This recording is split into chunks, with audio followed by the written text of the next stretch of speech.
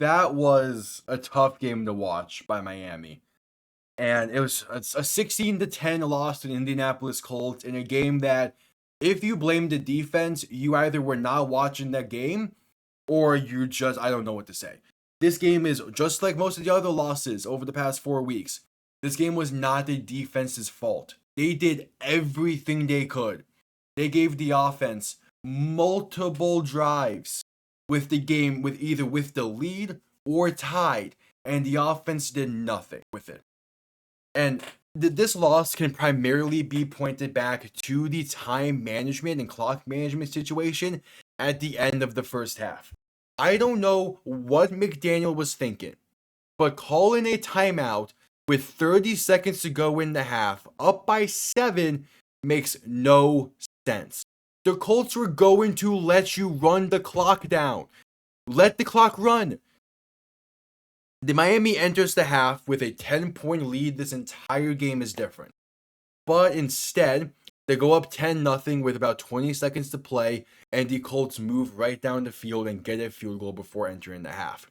That sequence of plays, the stop on third down, the great pass by Richardson to set up the field goal, and then the field goal.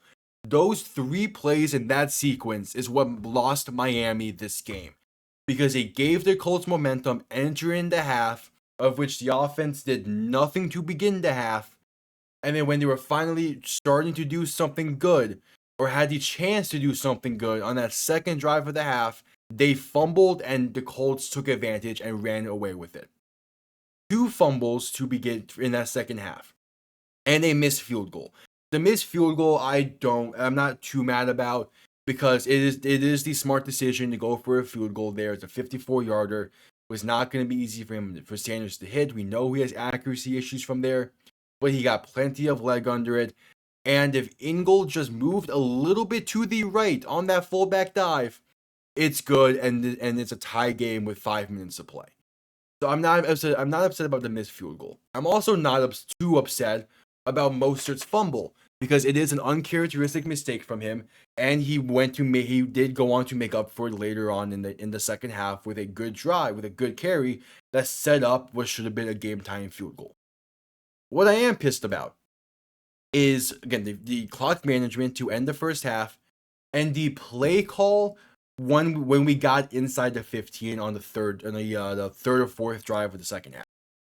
It is 1st and 10, ball on the plus 14, and you call a fullback dive when Jalen Wright was running the ball so well against the Colts. Keep giving Jalen Wright the ball in that situation. I don't get the idea to go for a fullback dive.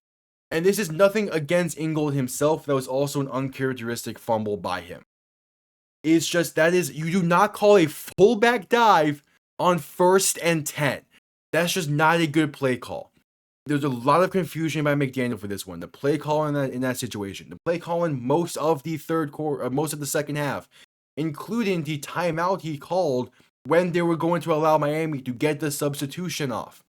Calling that first timeout of the second half there was a terrible decision. It was a terrible decision because the Colts substituted right before that 4th down play. And then Miami was given time to substitute themselves. And it's clear they wanted to substitute.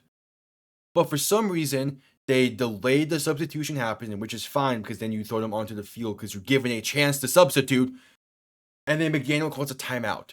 When instead, you definitely could have pushed them back a bit for that field goal try through a forced delay of game.